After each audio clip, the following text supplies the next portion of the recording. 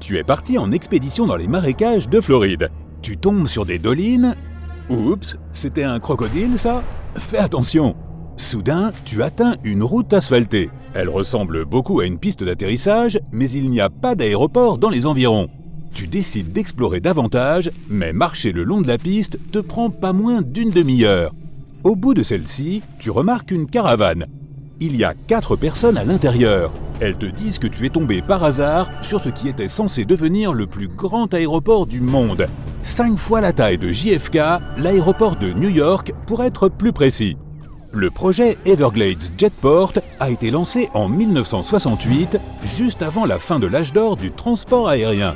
Il était censé devenir un hub intercontinental avec 6 pistes pour les jets supersoniques transportant jusqu'à 300 passagers. L'emplacement a été choisi entre le golfe du Mexique et l'Atlantique, loin des grandes villes, car il permettrait de voler à la fois vers l'Amérique du Sud et vers l'Europe en moins de 3 heures.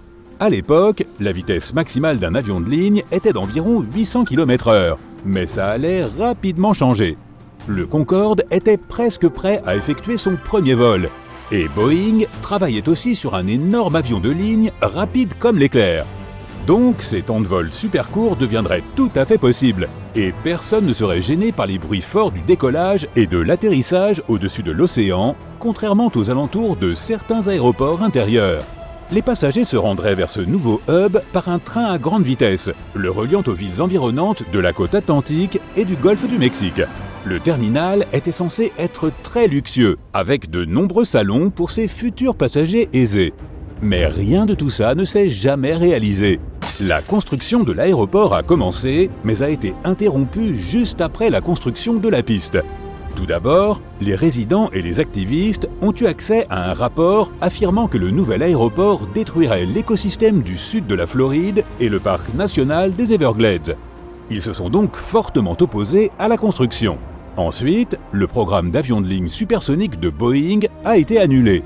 En moins de 20 ans, alors que les tests des avions supersoniques étaient en cours, la Federal Aviation Administration a reçu 40 000 plaintes concernant des bancs soniques de la part de personnes vivant dans les zones de test. Ces bruits d'ondes de choc, créés par des jets se déplaçant plus vite que la vitesse du son, brisaient des vitres et effrayaient les gens et les animaux. Les compagnies aériennes du pays savaient donc que les vols supersoniques ne seraient pas un succès commercial et qu'il n'y avait plus besoin d'un énorme aéroport pour accueillir ces avions.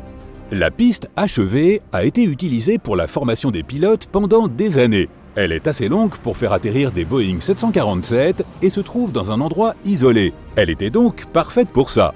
Puis, comme les simulateurs de vol sont devenus beaucoup plus avancés et que les pilotes n'avaient plus besoin de s'y entraîner, l'aéroport inachevé a commencé à servir aux avions de l'aviation générale.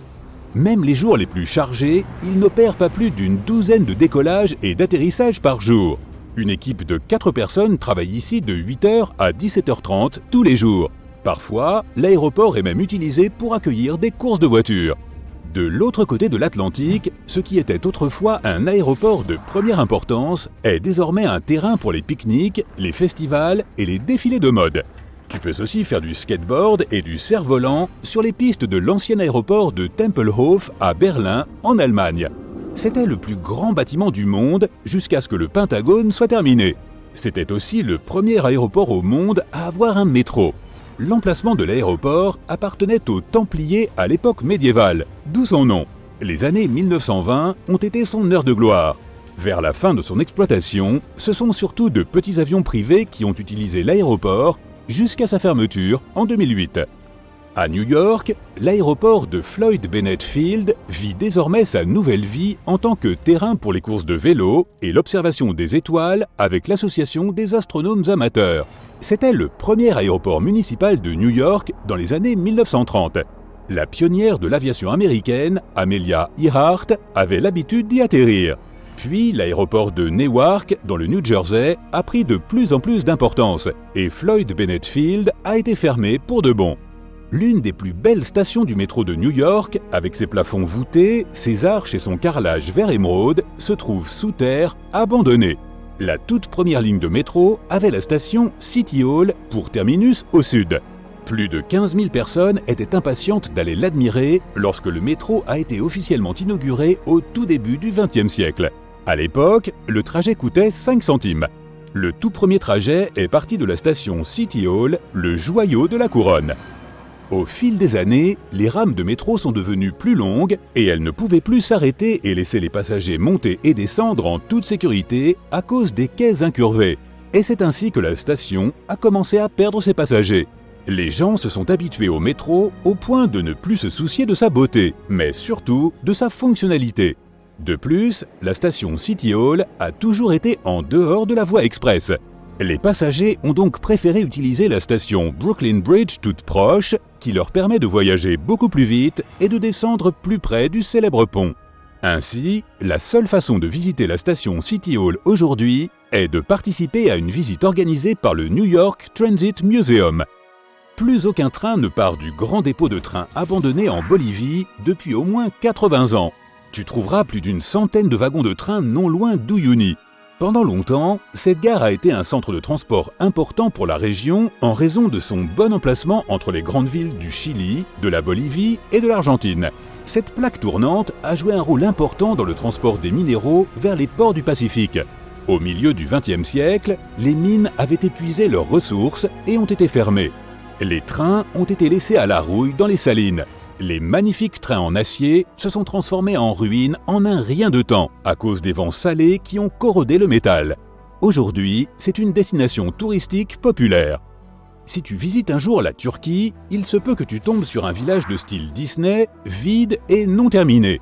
La construction des plus de 500 châteaux a coûté à l'entreprise en charge du projet environ 200 millions de dollars, soit environ 200 de moins que ce qu'ils avaient prévu à l'origine. Le village de Bourj al-Babas, entouré d'une forêt magique, était censé abriter des centres de loisirs, des bains turcs, quelques boutiques de luxe et d'autres divertissements pour ses visiteurs du monde entier.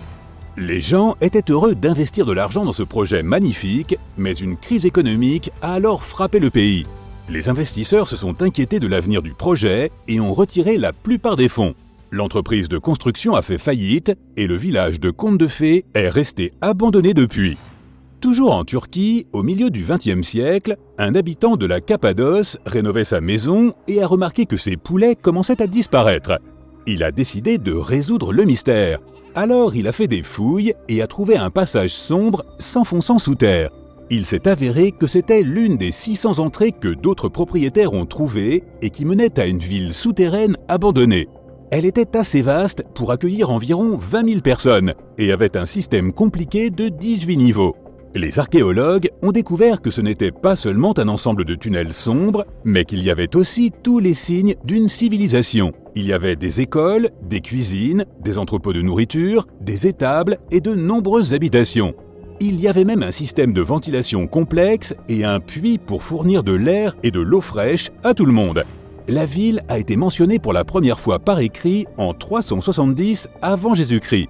Elle a probablement été construite pour se protéger des catastrophes naturelles et des ennemis. La Cappadoce était l'endroit parfait pour construire un lieu comme celui-ci, car le sol ne contient pas d'eau et les roches sont modelables.